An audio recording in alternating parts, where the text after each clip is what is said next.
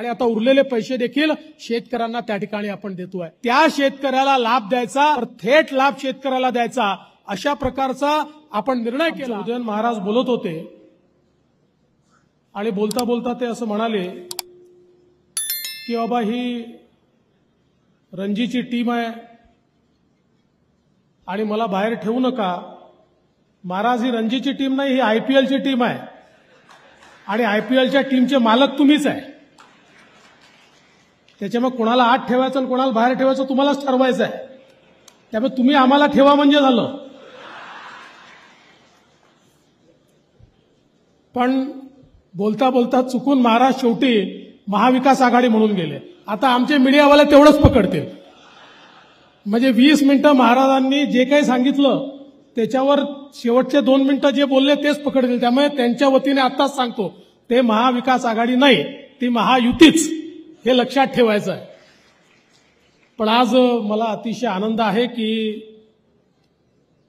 हा महोत्सव या ठिकाणी होतोय आणि आताच सुरेश बाबांनी अतिशय सुंदर आपल्याला सांगितलं। खरं म्हणजे या देशातले पहिले वैज्ञानिक कोण होते, तर या देशातले पहिले वैज्ञानिक आमचे शेतकरी होते।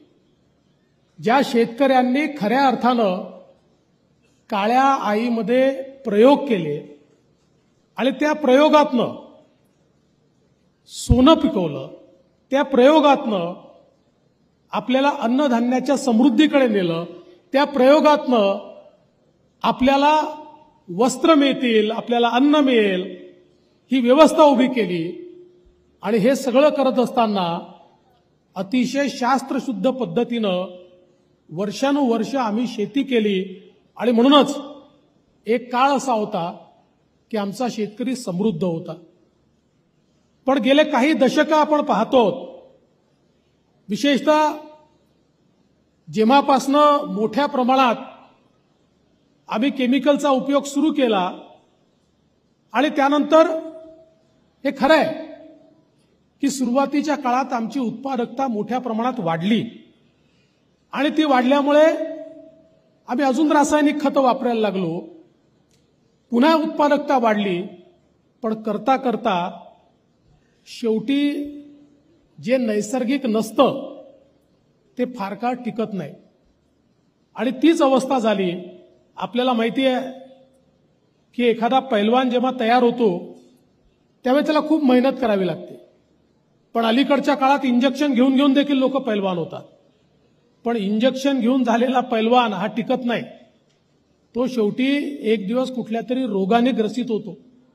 मात्र जो खऱ्या अर्थानं लाल गोद्यामध्ये तयार झालेला पैलवान आहे, तो पैलवान हा चिरकाळ टिकून राहतो। आणि म्हणूनच आज पुन्हा एकदा ही आवश्यकता आहे की शेतीतलं विज्ञान आम्हाला नव्याने मांडावं लागेल, शेतीतले प्रयोग आम्हाला नव्याने समजून घ्यावे लागतील, शेतीतली उत्पादकता तर वाढवावी लागेलच, पण त्याच वेळी विषमुक्त शेती आम्हाला कशी करता येईल याचा देखील विचार आम्हाला करावा लागेल। आज आपण पाहतोय की शेतीमधलं सर्वात आधुनिक राज्य म्हणून पंजाबकडे बघितलं जातं, पण पंजाबची अवस्था अशी आहे की मोठा भाग पंजाबचा आता उत्पादकता खाली येते, कारण जमिनीची उत्पादकतेची क्षमता ही त्या ठिकाणी संपायला लागली आहे, शार्फळ जमीन तयार झाली आहे। आपण पाहतो, दूर जाण्याचे कारण नाही, आपल्या सांगली जिल्ह्यामधला काही भाग असा आहे की ज्या ठिकाणी शार्फळ जमीन तयार झाली आहे त्या ठिकाणी काही आता उगवत नाही आणि म्हणून पाण्याचा वापर, खतांचा वापर हा योग्य प्रकारे झाला पाहिजे, हे विज्ञान आपल्याला समजून घ्यावंच लागेल। आज आपण पाहतो इस्रायल सारखा देश आहे, या देशाने इतकी प्रगती केली, याचं कारण काय आहे, तर यातलं विज्ञान त्यांनी समजून घेतलं। आज त्या ठिकाणी 100% शेती प्रोटेक्टेड इरिगेशननी होते, प्रोटेक्टेड एन्व्हायरमेंटमध्ये होते आणि त्या ठिकाणी फर्टिगेशनची प्रोसेस त्यांनी केली आहे की ज्याच्यामध्ये अक्षरशः ते जे पीक आहे त्या पिकाला आवश्यक तेवढंच पाणी आणि आवश्यक तेवढंच खत किंवा त्याकरता जे काही आपल्याला बूस्टर्स टाकायचे आहेत, आवश्यक तेवढे बूस्टर हे अगदी कम्प्युटरनी त्या ठिकाणी कॅल्क्युलेट होऊन आणि मॉनिटर होऊन तिथपर्यंत जातात. आणि म्हणून ज्या देशामध्ये पाणी नाही तो देश आज शेतीमध्ये सर्वाधिक समृद्ध झालेला आपल्याला पाहायला मिळतो. आणि म्हणूनच आज एकीकडे नवीन तंत्रज्ञान येत आहे, नवीन तंत्रज्ञानाचा वापर आपल्याला करायचाच आहे. आज आपण पाहतो की आता ड्रोन टेक्नॉलॉजी आली. ड्रोननी जर आपण स्प्रेइंग केलं तर त्याचा फायदा हा होतो की आपल्याला कमी खर्चामध्ये, कमी वेळामध्ये, कमी श्रमामध्ये अगदी नेमकं जेवढं आवश्यक आहे तेवढीच फवारणी ही ड्रोनच्या माध्यमातून त्या ठिकाणी होते. आणि म्हणून हे आपल्याला स्वीकारावं लागेल. नवीन जे काही येत आहे ते आपल्याला समजून घ्यावं लागेल. आणि आज तर आपला साधा एखादा तरुण याने थोडी त्या ठिकाणी प्रशिक्षण घेतलं तर त्या प्रशिक्षणाच्या माध्यमातून तो आपल्या गावामध्ये ड्रोनच्या साहाय्याने सगळ्या शेतकऱ्यांची फवारणी करून देऊ शकतो, 2 पैसे तो कमावू शकतो आणि शेतकऱ्यांचे पैसे देखील वाचवू शकतो. अशा प्रकारचा या ठिकाणी आपल्याला निश्चितपणे हा परिणाम दिसणार आहे. आणि म्हणून मला असं वाटतं की आज शेतीच्या क्षेत्रातले जे विज्ञान आहे, आपण पाहतो आपले कृषी विद्यापीठ आहे, इथे देखील कृषी विद्यापीठाचा स्टॉल लागलेला आहे. आता त्या स्टॉलवर गेल्यानंतर मला त्यांनी केळी दाखवली. म्हणाले बघा ही जी केळी आहेत ही आता आम्ही ऑर्गॅनिक केळी तयार केली आहे, त्यामुळे आम्हाला 60 रुपयाचा भाव मिळतो, जी बाकी आहेत त्यांना 20 रुपयाचा भाव मिळतो.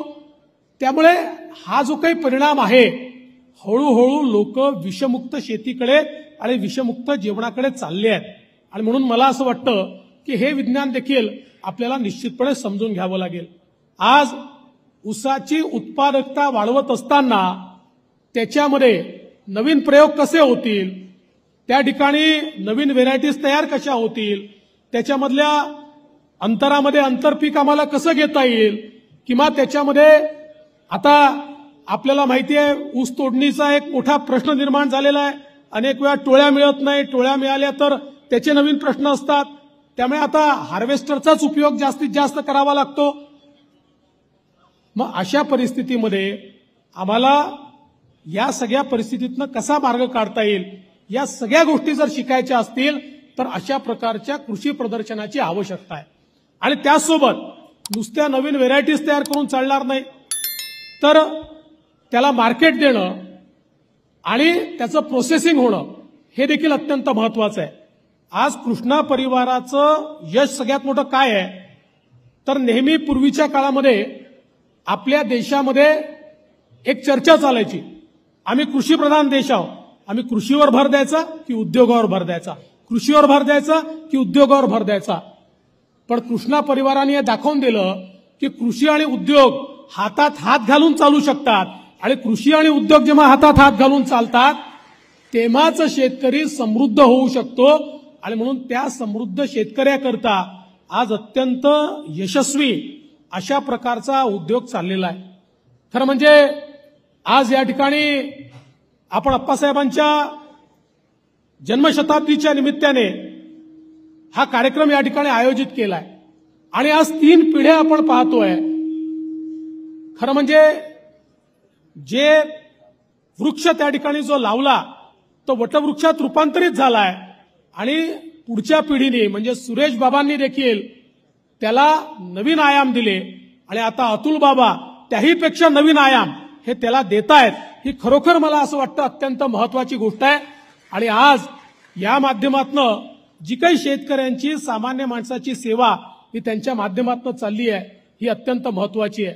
आज राज्य सरकारने शेतकऱ्यांकरता अनेक महत्वाचे निर्णय घेतले. आपण 1 रुपयात पीक विम्याची योजना सुरू केली.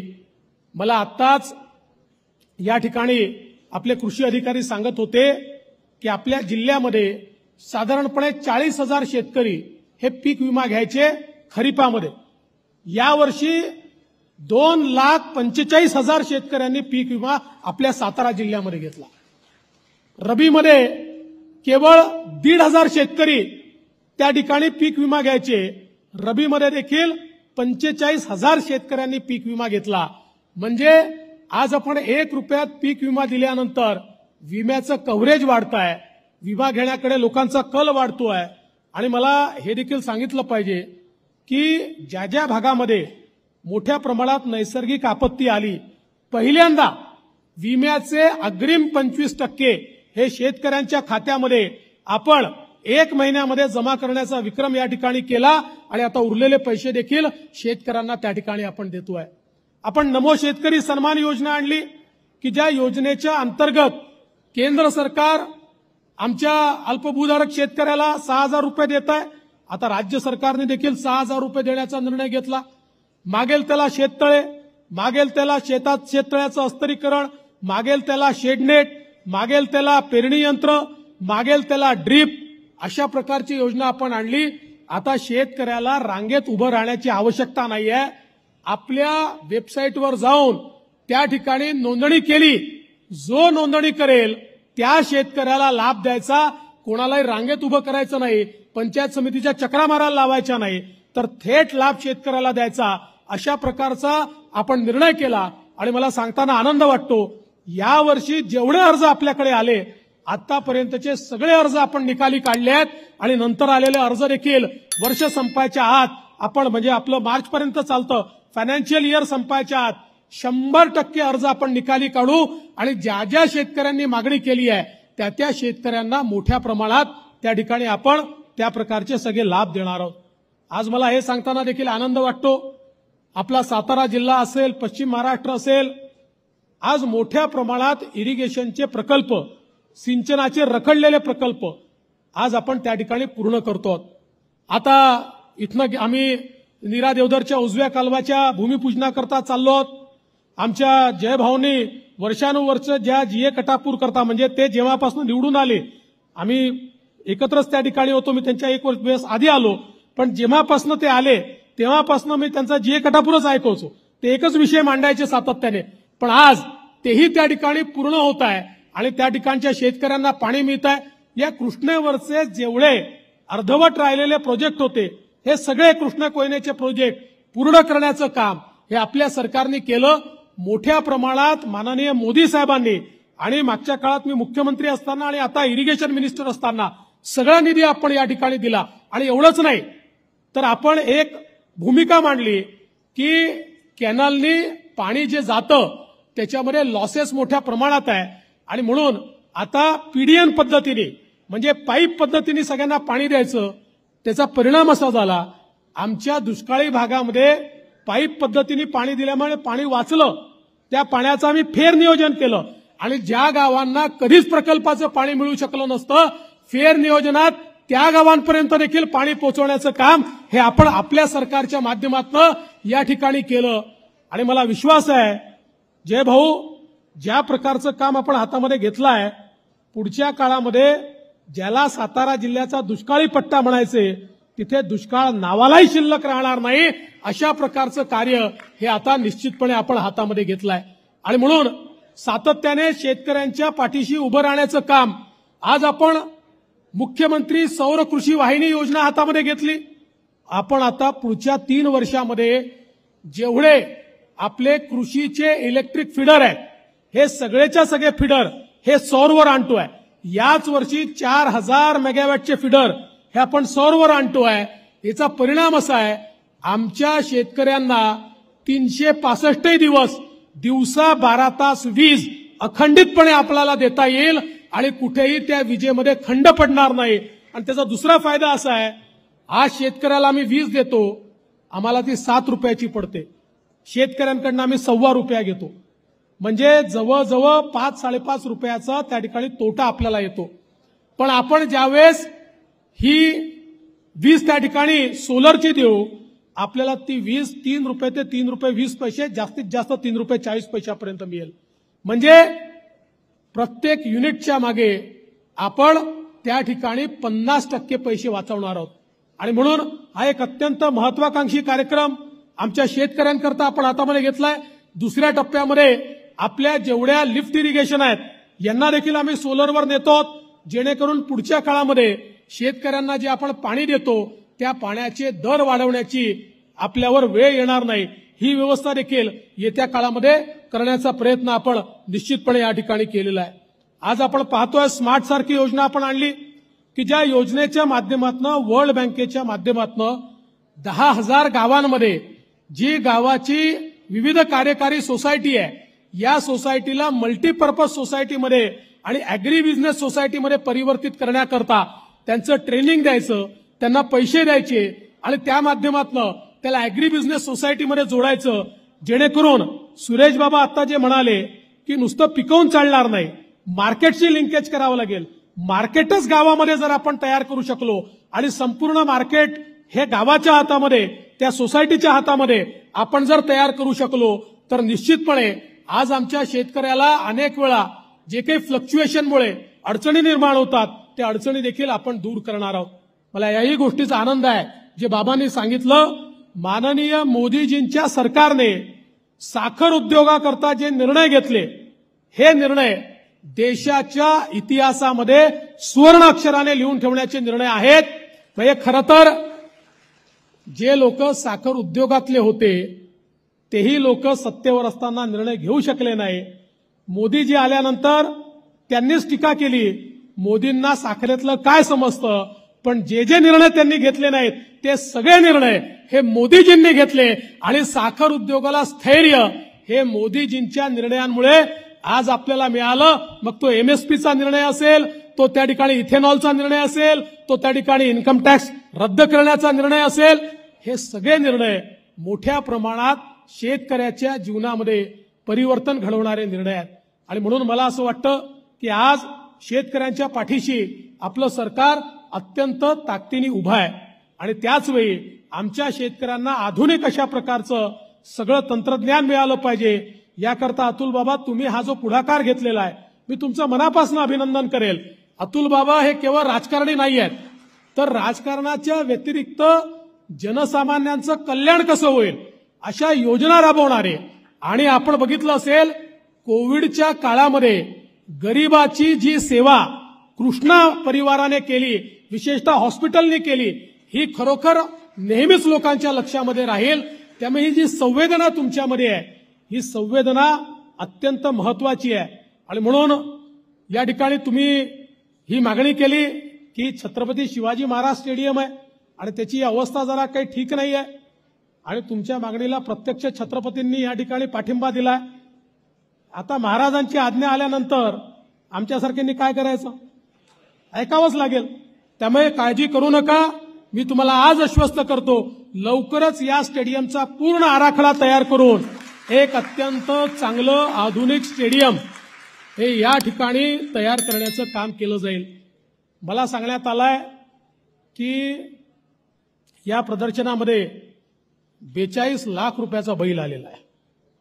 इथे इलेक्ट्रॉनिक बैल देखील आलेला आहे. इथे सगळ्यात छोटी गाय देखील आलेली आहे. म्हणजे वेगवेगळ्या प्रकारे आपल्याला अनेक गोष्टी पाहायला मिळणार आहे. फक्त माझी तुम्हाला एकच विनंती आहे, आमच्या मुंबईमध्ये काही रेडे मोकाट सुटले आहे, त्यांचाही काही बंदोबस्त करण्याची तुमच्याकडे योजना असेल आणि ते इतके टीव्हीवर बोलतात, तर त्यांची काही तुमच्याकडे योजना असेल किंवा त्याचं कुठलं तंत्रज्ञान जर इथे आलं असेल तर त्याचाही उपयोग कसा करता येईल हा आम्हाला तुम्ही या ठिकाणी शिकवा. पण हे अतिशय सुंदर अशा प्रकारचं कृषी आणि औद्योगिक प्रदर्शन आपण या ठिकाणी तयार केलं, सुरू केलं. याबद्दल मी तुमचे आभार मानतो, तुमचं अभिनंदन करतो. आणि जिल्ह्यातल्या शेतकऱ्यांनी इथे भेट द्यावी आणि हे सगळं समजून घ्यावं अशा प्रकारची विनंती सर्वांना करून माझे 2 शब्द संपवतो. जय हिंद, जय महाराष्ट्र.